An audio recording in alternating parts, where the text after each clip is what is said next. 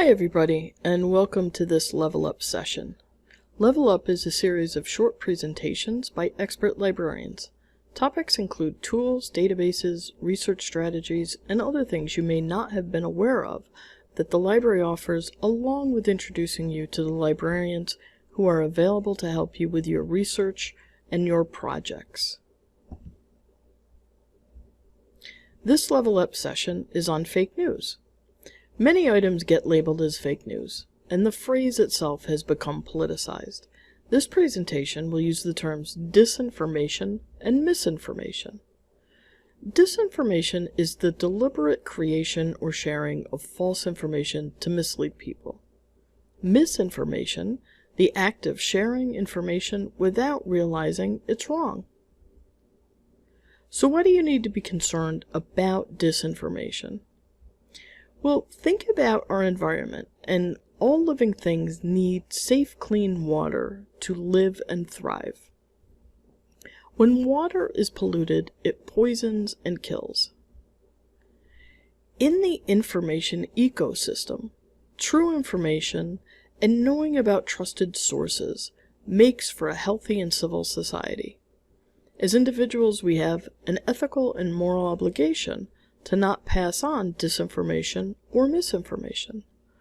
Ultimately, fighting and resisting the pollution of disinformation is about the freedom to think and form an opinion. So who creates and disseminates disinformation? There are state actors, such as Russia, trying to interfere with U.S. elections. There are individuals and entities in the United States who have an agenda to sway opinion or votes. There are individuals who simply want to grief or trigger others emotionally. And ultimately, all of us create and disseminate fake news when we hit send, post, or forward on an item that we have not verified. So how do you protect yourself and stop the spread of disinformation? First, try to become media literate and practice every day.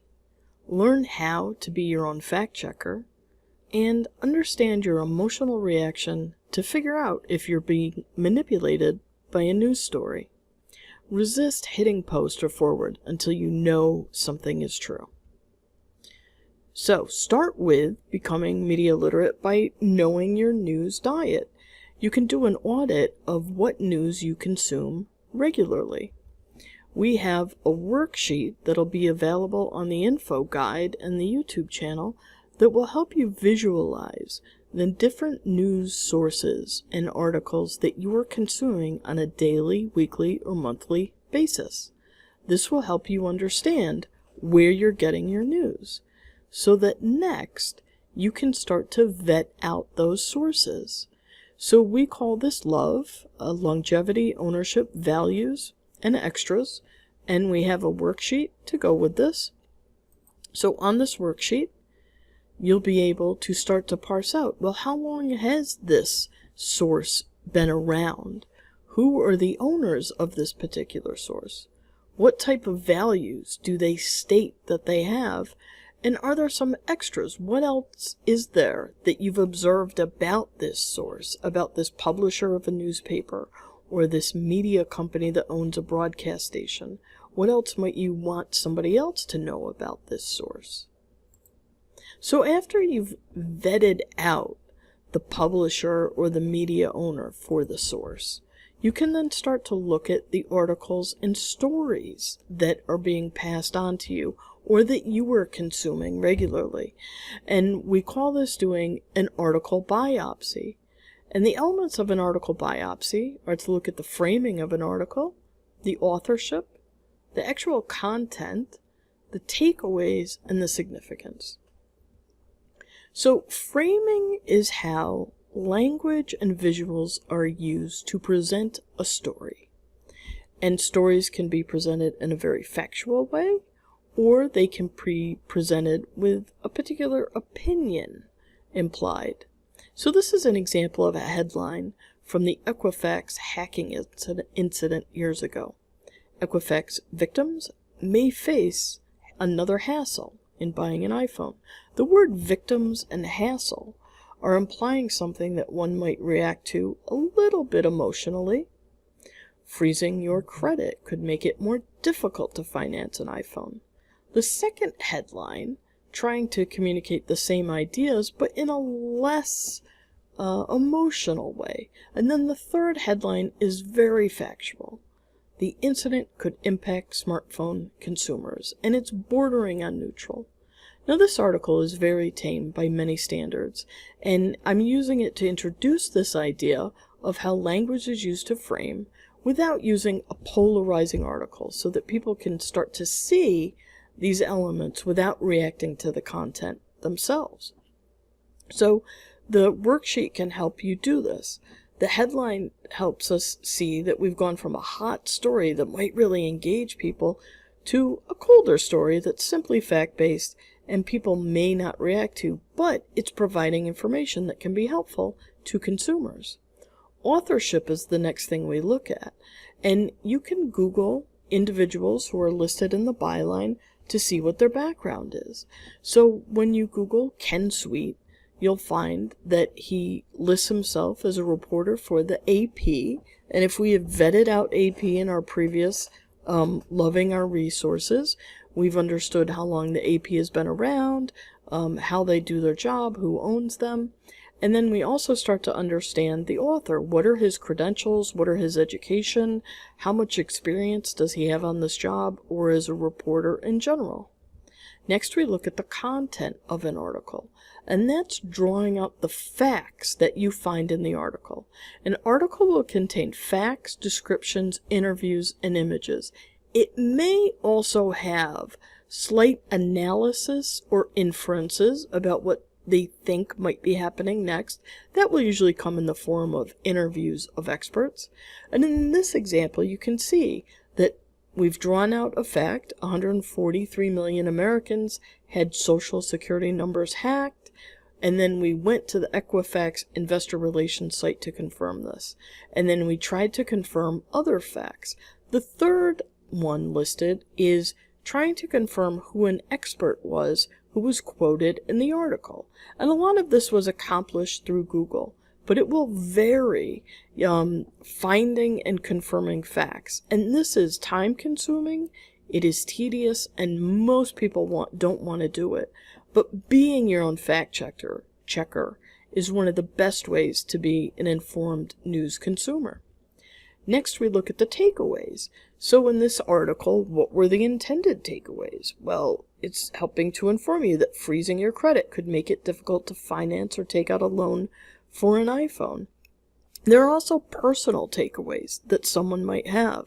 And when it comes to disinformation, the takeaways presented or the takeaways that you take away might be a little bit emotional. So one of the things you want to keep in mind is that emotional reactions can be a red flag for disinformation.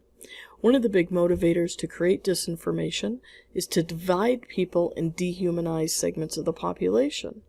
So if you find that you're having an angry or fearful emotional reaction that leads you to think of people as less than human or the other, then maybe the news story is designed on purpose to do that way and not designed to inform you. But if the anger or fear that you feel when you read a particular news story is related to someone's situation and it elicits empathy in you, then maybe the story is just reporting the facts of what happened in a terrible, tragic situation. There are many fact-checking services. As I said, fact-checking is tedious. A lot of people do not want to do it. They don't have the experience, which is something your librarian can help you gain. But a lot of people just find it tiresome, and that's understandable. So there are services that act as fact-checking, and USA Today and Reuters are two very reputable services that do this, but you're going to want to also vet out, well, who is USA Today? Who is Reuters? And how do they do their fact-checking? There are also third-party services, Annenberg and PolitiFact from Pointer, and they put up how they do their fact-checking and who they are, so you can start to understand them and learn, do you trust them? Do you trust how they do it? And that's why it's helpful to do this annually, just in case ownership or agenda changes over time. So the other core thing we think it's important to do is to strengthen your overall media literacy. And PEN America is an organization that is, their purpose is to preserve freedom of expression, usually through literature and writing and nonfiction writing, but they have also started a lot of workshops and highlights about stopping disinformation. So I highly recommend their video on YouTube called Spot It, Check It, Stop It. The stop it part is us. The stop it part is not hitting send, forward, or posting items that were not 100% aren't true. Okay? And definitely go to their website, and they've got a calendar of events that is available to you for free media literacy workshops. These URLs are going to be on the info guide that is available, that will house this video, along with the YouTube channel that houses this video. So, to learn how to become more effective at research strategies that can help you become a stronger fact checker, contact a librarian. RIT has a strong library staff that is here to help you understand how to use the resources that you have access to through our library and strategies for doing searching and understanding information. You probably also want to get a public library card to use their resources, and if you live or work in New York State, I highly recommend that you get a New York Public Library card from the New York Public Library in New York City. People who go to school in New York State also have access to that service. So thank you for attending this presentation, and if you have any questions, reach out to your library staff.